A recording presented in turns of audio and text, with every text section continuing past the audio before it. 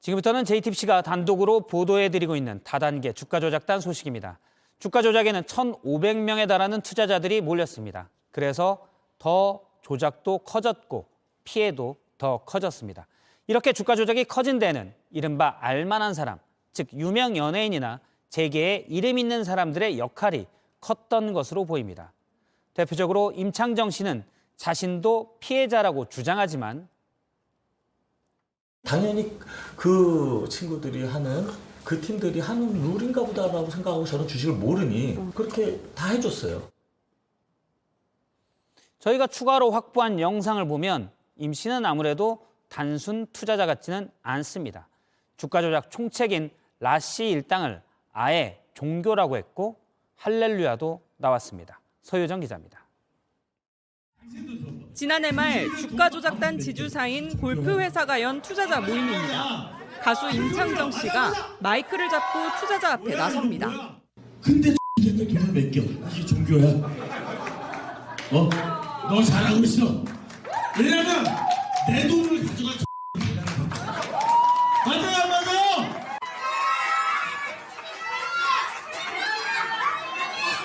임 씨가 종교와 같다며 치켜 세운 인물은 이번 주가 조작 총책으로 지목된 라더견 투자자문사 대표. 임 씨는 수익률을 안 올려주면 해산시키겠다고도 합니다. 너 다음 달 말까지 한 달 딱 줄 거야. 수익률 원하는 만큼 안 주면 이거 다 내가 다 해산시킬 거야. 맞아. 임 씨가 투자를 적극 권유한 걸로 보이는 이 모임엔 투자한 걸로 알려진 가수 박혜경 씨도 참석해 노래를 불렀습니다. 위대하라! 종교가 이렇게 탄생. 맞아. 임 씨가 단순 투자를 넘어 주가 조작단과 함께 사업을 벌인 정황도 포착됐습니다.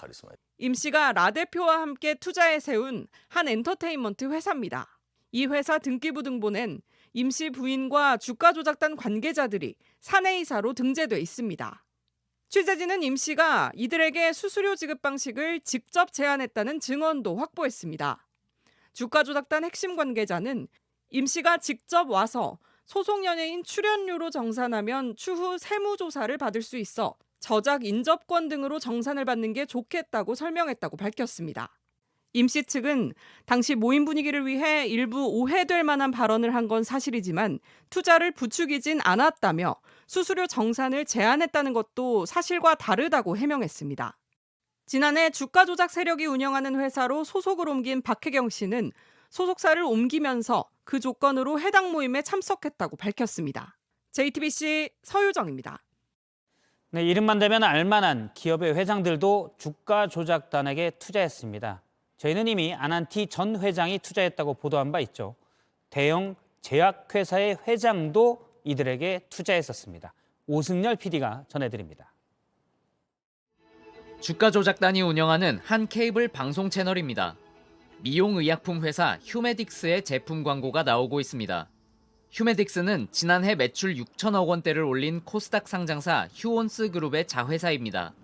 취재진이 접촉한 주가 조작단 핵심 관계자는 휴온스 그룹의 윤성태 회장을 고액 투자자 중 한 명이라고 지목했습니다. 이 관계자는 취재진에게 윤 회장이 받은 투자 수익에 대한 수수료를 해당 채널 광고비로 대신 받았다고 밝혔습니다. 사실이라면 업무상 배임 또는 횡령 혐의가 더해질 수 있습니다. 라 대표가 이끈 다단계 주가 조작단은 골프장부터 방송 제작사 등 20개가 넘는 회사를 만들어 투자자들에게 수수료를 받아왔습니다. 윤성태 회장은 라 대표를 만나 밥 한 번 먹은 게 전부라며 주변 추천으로 적은 금액을 투자한 건 맞지만 몇 달 만에 회수했다고 밝혔습니다. 또 수익에 대한 수수료를 지불한 사실은 없고 광고 집행도 수수료와 전혀 무관하다고 해명했습니다. 투자자엔 연예인이나 기업인은 물론 일부 언론인들도 포함된 것으로 파악됐습니다.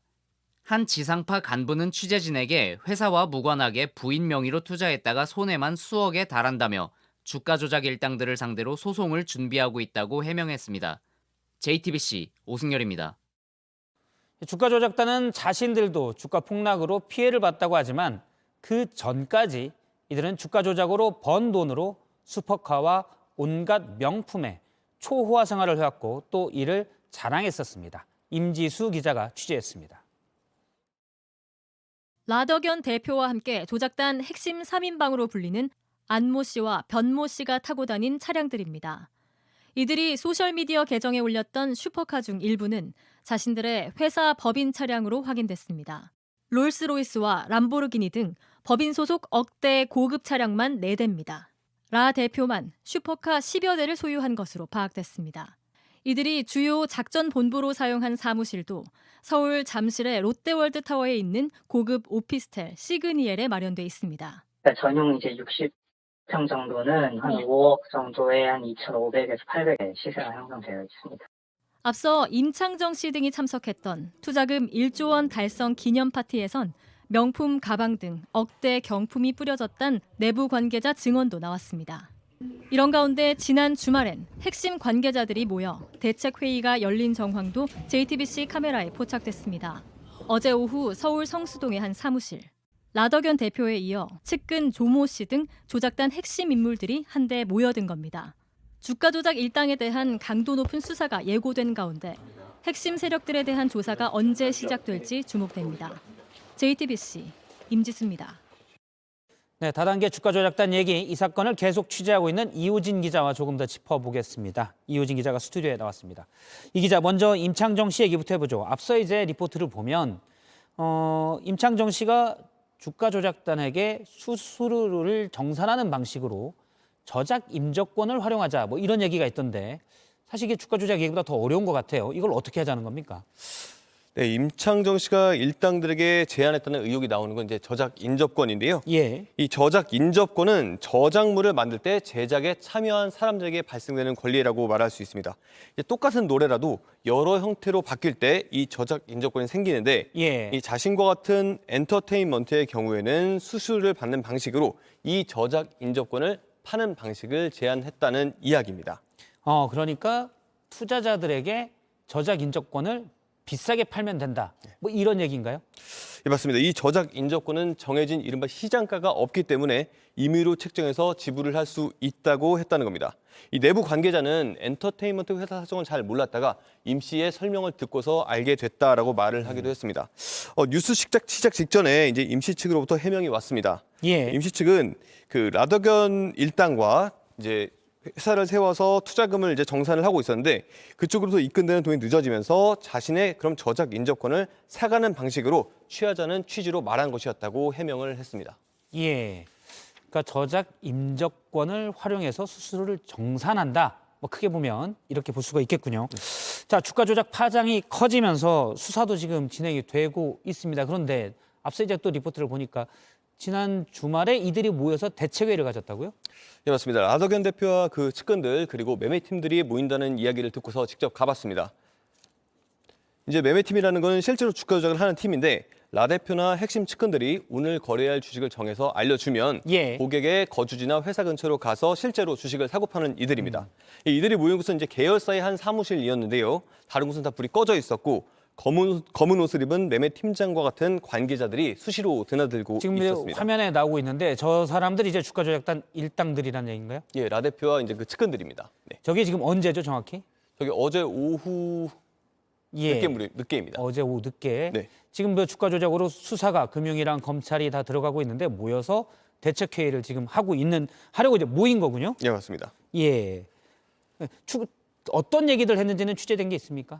예, 정확한 이야기는 이제 확인이 안 되고 있는데요. 예. 다만 이제 지금 자신들에게 남아 있는 자산을 어떻게 할지를 두고서 이야기가 오간 것으로 알려져 있습니다. 저희가 이제 법조계에도 물어봤는데 이제 수사가 이루어지는 도중에 이런 모임을 갖는 것 자체가 증거를 인멸하는 시도로도 비춰질 수 있다고 말을 했습니다. 일단 입을 맞추는 그런 경우가 있을 수가 있죠. 예, 그런 경우도 있을 수 있습니다. 그다음에 이제 남은 재산, 앞서 이제 사무실에 있는 자산이나 이런 것들을 일단 손해도 많이 봤지만 법인 명의로 돼 있는 자산들을 어떻게 처분할 것인가 이런 것도 얘기했을 수도 있고요. 예, 그런 가능성도 있습니다. 하지만 이게 선의의 피해자가 만약 있다면 이들에게 어떻게 보면 되돌려줄, 보상해줄, 배상해줄 자금이 필요하면 이들의 자산도 좀 확보할 필요가 있지 않을까라는 생각도 듭니다. 알겠습니다. 이호진 기자였습니다. 수고했습니다.